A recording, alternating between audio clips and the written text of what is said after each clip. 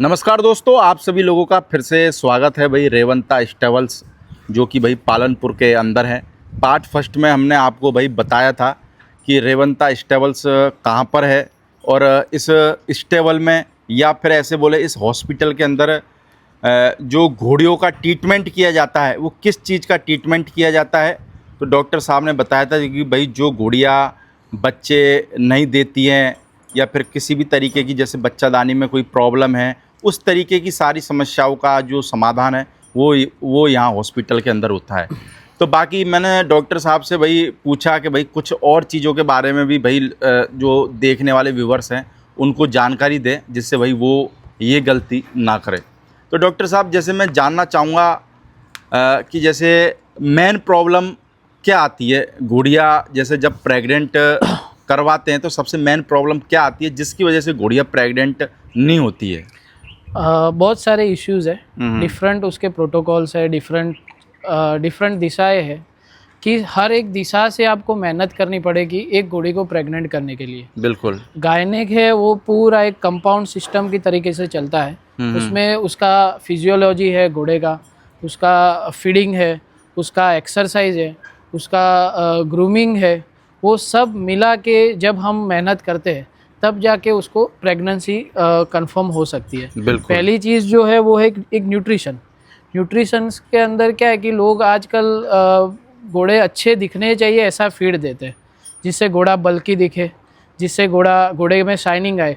वो सब चीज़ें ठीक है कि आप एक शो पर्पज़ के लिए आप कर रहे हो तो वो चीज़ ठीक है, पर अगर आप ब्रीडिंग के लिए जा रहे हो, या तो वो स्टेलियन है या तो वो ब्रूड मेयर है, तो ब्रूड मेयर और स्टेलियन को चाहिए मैक्रो मिनरल्स जो बॉडी के अंदर घोड़े की शायद से जो आपके दाना दे रहे हो या फीड दे रहे हो उसमें वो लोग ऐड नहीं करते। वो जो खाना हम दाना देते हैं वो बेसिकली एनर्जी रिच होता है, एनर्जी पे फोकस होता है, पर जो मिनरल्स है, जो सॉल्ट्स है, वो देने के लिए अपने को एक्स्ट्रा आवश्यकता गिरती है और उसके लिए बेस्ट से बेस्ट मिनरल्स जो लगते हैं घोड़े की बॉडी के लिए। दूसरी है, फर्स्ट एक न्यूट्रिशन हो गया, दूसरा हो गया उसका मैनेजमेंट।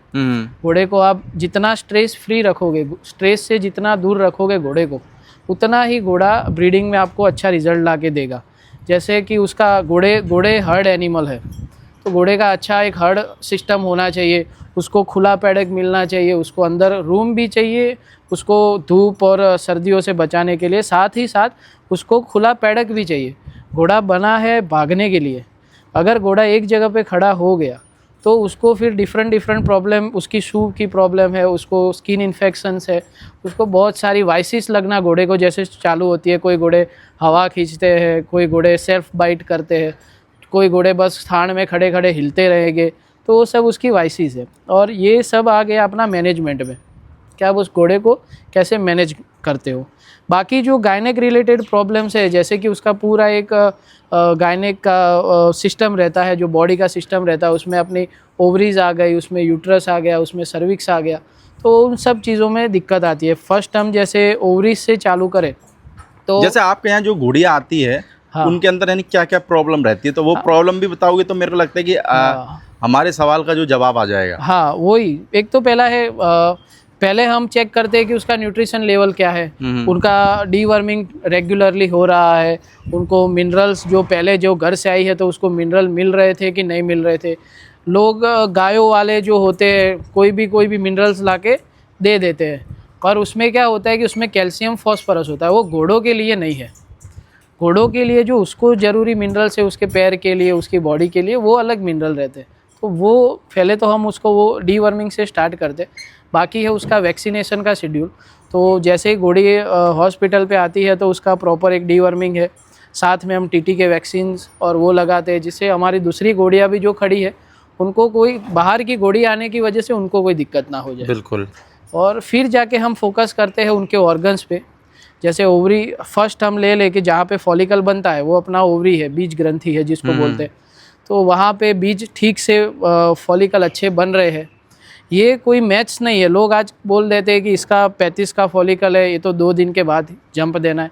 वो कोई ऐसा मैथ्स नहीं है कि एक आज 2 बढ़ा, कल 3 बढ़ेगा, परसों 4, ऐसा नहीं है। हमारे वहाँ एक घोड़ी थी जो कंटिन्यूस 21 दिन तक हीट में रही थी और 21 दिन तक वो 44 का फॉलिकल था। अच्छा। अभी जैसे मैं कहीं उनके ओनर के घर पे जाके चेक की होती तो मैं बोलता कि आज 44 का है, कल सुबह उसको जंप दे दो, वो घोड़ी रुकने वाली थी ही नहीं, क्योंकि उसके बाद वो 21 दिन तक उसने फॉलिकल रप्चर ही नहीं किया। अच्छा। तो ये जो फॉलिकल रप्चर ना करना, फिर फॉलिकल में खून भर जाना, जो हेमरेजिक फॉलिकल बोलते हैं, अनओव्यूलेटरी फॉलिकल बोलते हैं कि जो रप्चर नहीं हो रहा, तो वो सब चीज़ें होती है मिनरल डेफिशिएंसी की वजह से।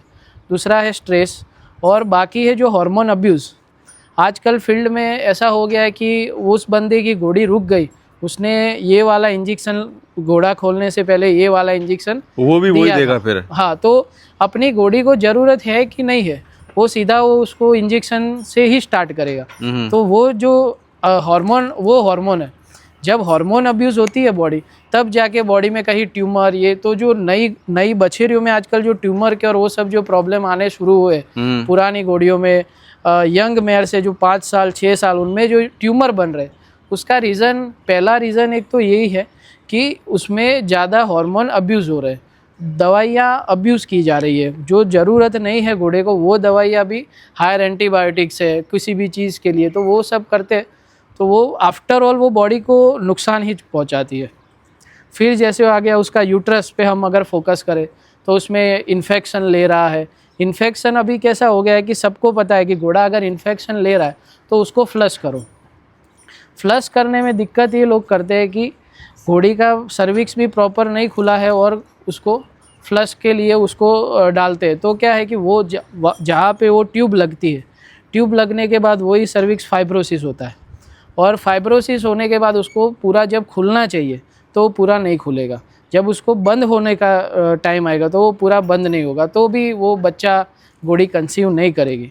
तो वो सब चीज़ों के लिए उसको कितना रेस्ट देना, उसके लिए क्या दवाइयाँ देना, तो इसके लिए हम ये यहाँ पे अपने स्टेबल पे वही चीज़ें फोकस करते हैं। बिल्कुल। बाकी फ्लश करना वो कोई बड़ी बात नहीं है, पर उसको किस टाइम पे फ्लश करना, किस तरीके से फ्लश करना, टाइमिंग और हाँ, कैसे करना है वो जरूरी है, क्योंकि वो बहुत सेंसिटिव ऑर्गन्स है।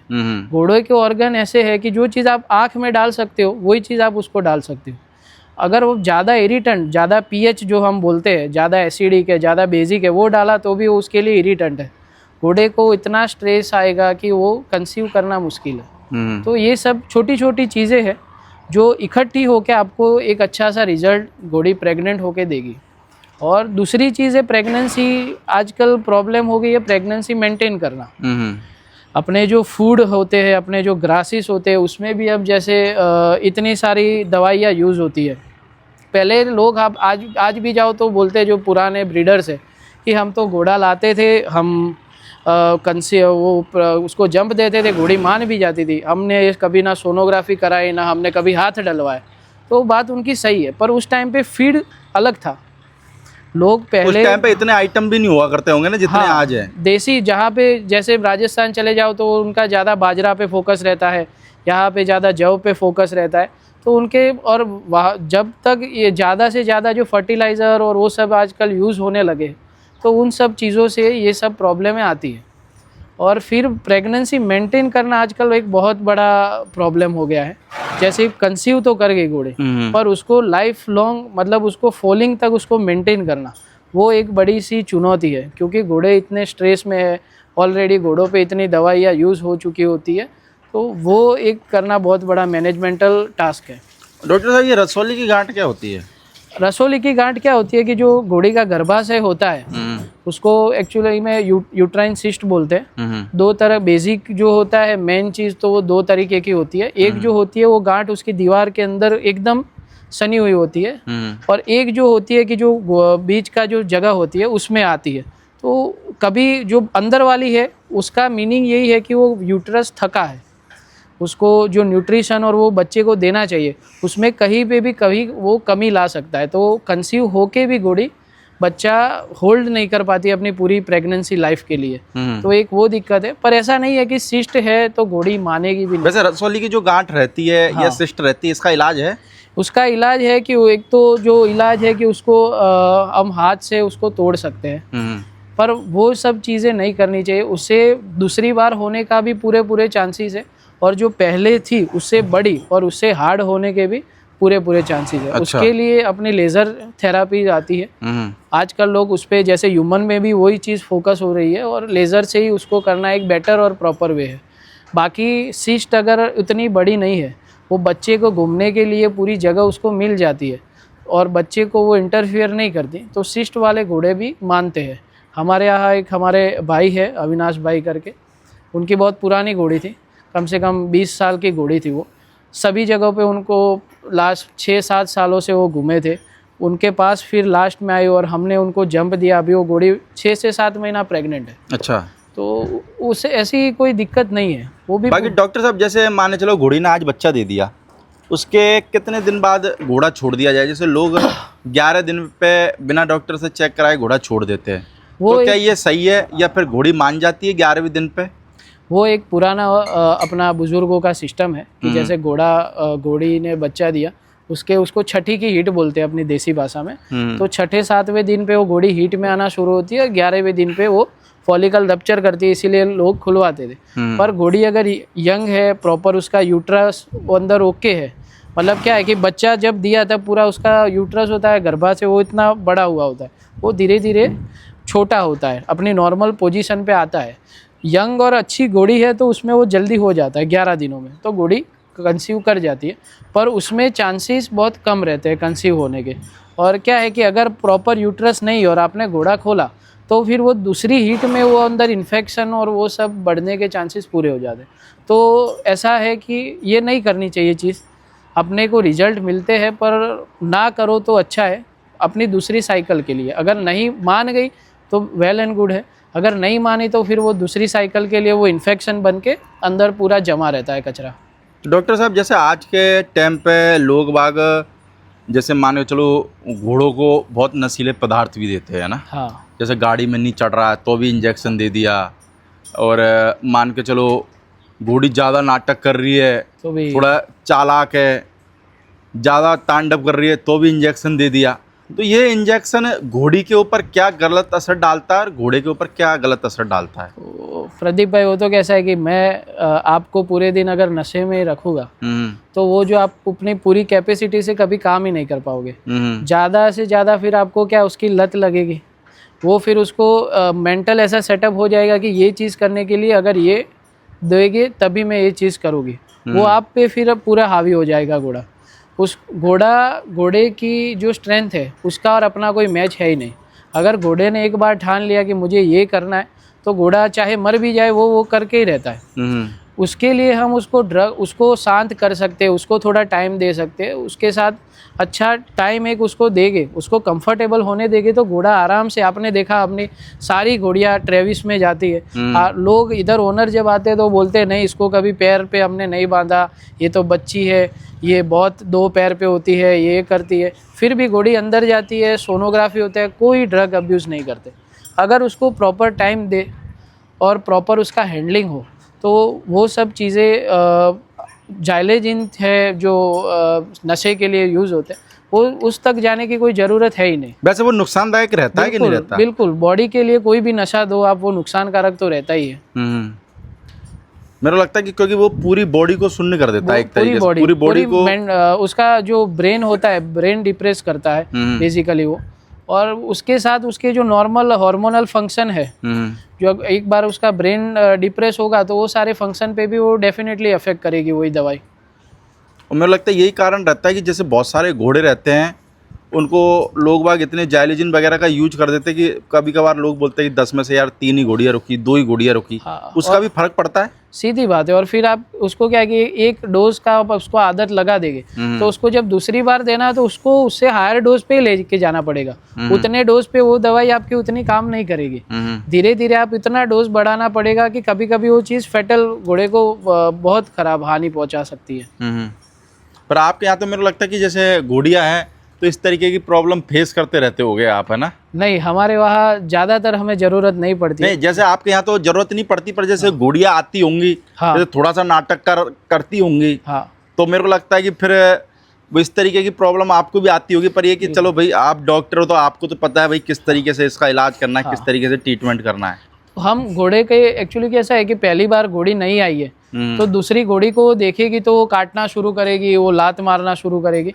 पर वही है कि हम उनको पहचानते हैं कि कौन सी घोड़ी और किस घोड़ी के साथ उसका सेटअप अच्छे से बैठ रहा है, तो वो घोड़े को एक साइड में, एक कोने में कर देंगे।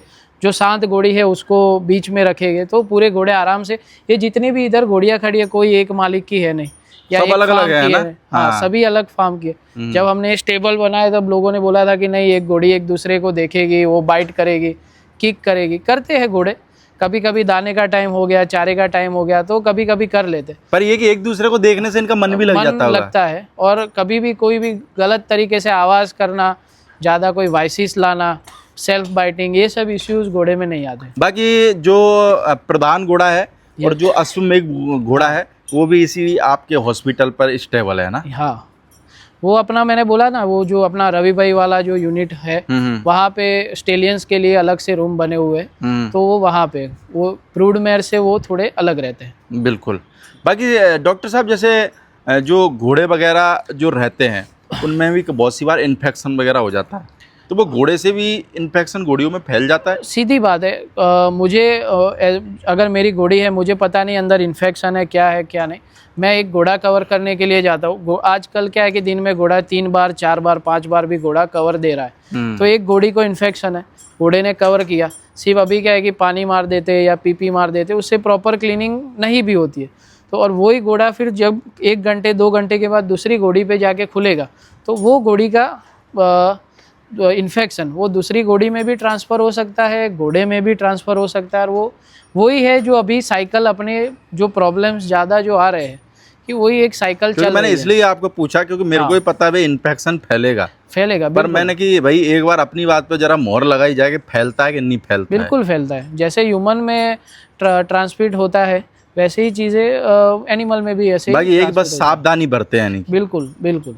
तो वही है कि एक बार घोड़े को प्रॉपर चेक करें, उसमें इन्फेक्शन है नहीं है, एकदम क्लीन रहेगी तब आप जंप देते हो, तो घोड़े के लिए भी फ़ायदा है और घोड़ी का भी फ़ायदा है। बिल्कुल। बाकी दोस्तों, आपको किसी भी भाई को आपकी घोड़ी में किसी भी तरीके की कोई भी प्रॉब्लम आ रही हो, घोड़ी रुक नहीं रही हो, ठीक है, घोड़ी रुकने के बाद में बच्चा फेंक देती है, इस तरीके की सारी प्रॉब्लमों का इलाज यहाँ रेवंता स्टेबल, जिसको लोग हॉस्पिटल भी बोल सकते हैं, इस हॉस्पिटल के अंदर किया जाता है। पालनपुर में ये हॉस्पिटल लगभग 6 महीने पहले खुला है, तो बहुत सारे भाई लोगों को पता नहीं था। जिन भी भाइयों को इस तरीके की कोई भी प्रॉब्लम आ रही है, आप डॉक्टर साहब का नंबर स्क्रीन पर चल रहा होगा। अगर आप ट्रीटमेंट के लिए भी घोड़ियाँ भेजना चाहते हैं तो रेवंता स्टेबल में आप घोड़ियाँ भेज सकते हैं। ओके, थैंक यू डॉक्टर साहब।